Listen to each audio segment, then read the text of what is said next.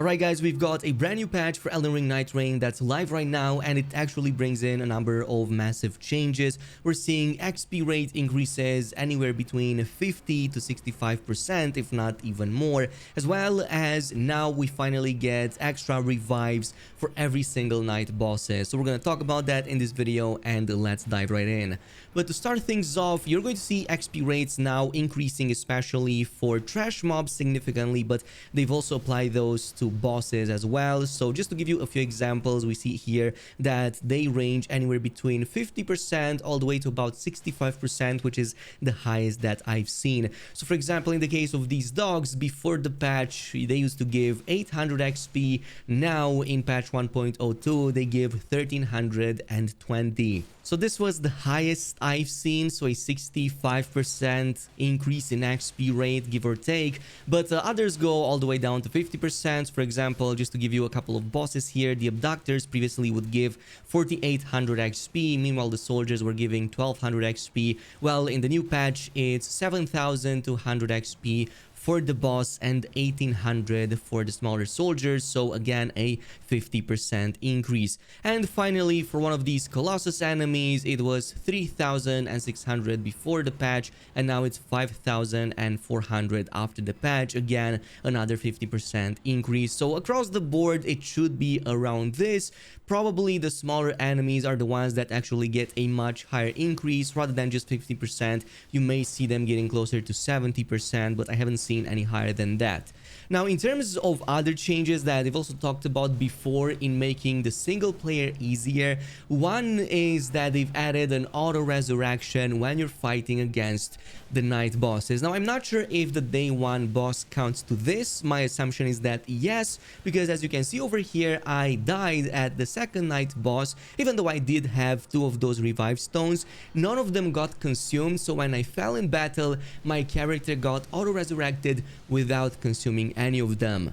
And here is the kicker: just because you consumed your auto revive in one of the night bosses, it doesn't mean that they are going to now be gone for the duration of the whole fight. So for example, in the third day boss encounter in the same run, I died yet again against the third day boss encounter, and now I got auto resurrected again, but also without consuming those auto revive stones, of which I got 3 over here. So you can see that none of them get consumed, and I still have them in my inventory upon doing so. So I then proceeded to, of course, lose every single one of them until I got the boss out. But hey, just so you know, you actually get all of these options. So now you're going to have much easier runs when it comes to single player.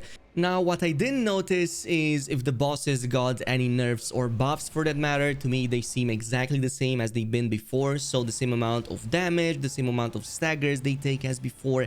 They deal the same amount of damage against you as they used to deal. So as far as I can tell, nothing has changed in regards to these bosses, but maybe some of the end game options did. I'm not sure. The servers are offline right now, so I can't really go ahead and test it out that easily. But just so you know, at least the Gladius over here, nothing changed in terms of how he fights against you. So that's going to be my assumption for everybody. And also, quick note, just as I was making this video, the new patch notes dropped on Steam, and they are pretty much in tune with exactly what I just told you. So we only have those 2 changes, which is the automatic revival upon defeat, which allows revival once per night boss battle. So there you have it, full-on confirmation. It's once per night boss battle. So technically we have 3 revives in solo play against these night bosses, and the amount of runes gained will be increased. Like I just told you, it's 50 to 65%, give or take. Some of them may be higher than that.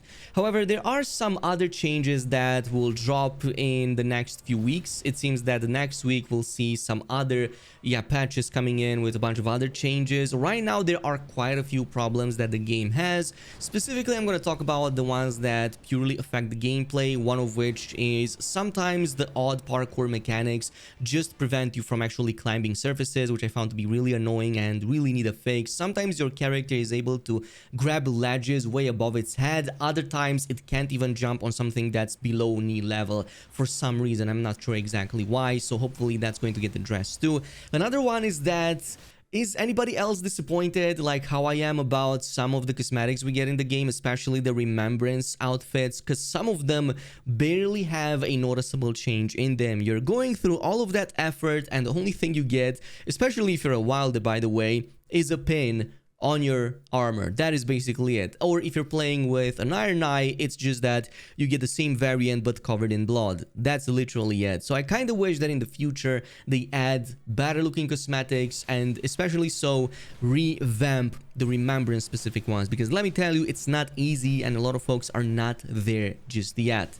I would also argue that the camps that provide specific status effects to what the boss is weak against in that run should be a little bit more abundant. There were many times I made full runs, for example, against the final boss encounter, which may be weak against something like Holy, if I remember correctly. In this case, it was a chore to find a Holy weapon, a weapon that dealt Holy damage, especially as Iron Eye. And even when we did found a camp with Holy on it, it didn't drop the weapon that I needed for that character, but with also the Holy affinity. For example, I would see swords dropping even though I needed bows for my Iron Eye. And that's just one of the examples. Others may need electricity, or maybe even, for example, madness, which is not as often and common as the others I've mentioned. So in this case, I kind of hope that in the future they bump it to not just 2 per map, but maybe 4 or at least 3 per map. I think that would be a little bit more balanced.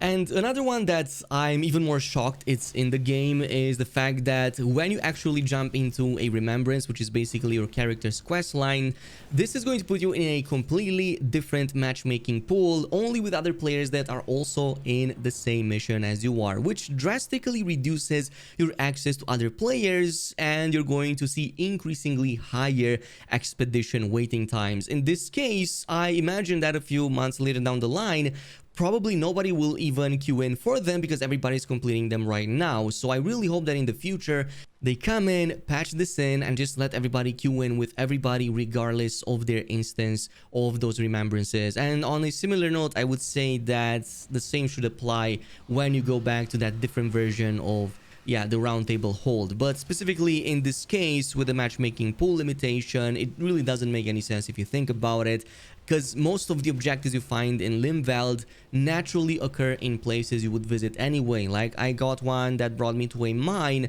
I go there anyway. It was exactly the same as it's always been. It just had an extra boss. In this case, might even give a bit of extra XP to some of my other teammates that don't or have already completed that portion of the main mission.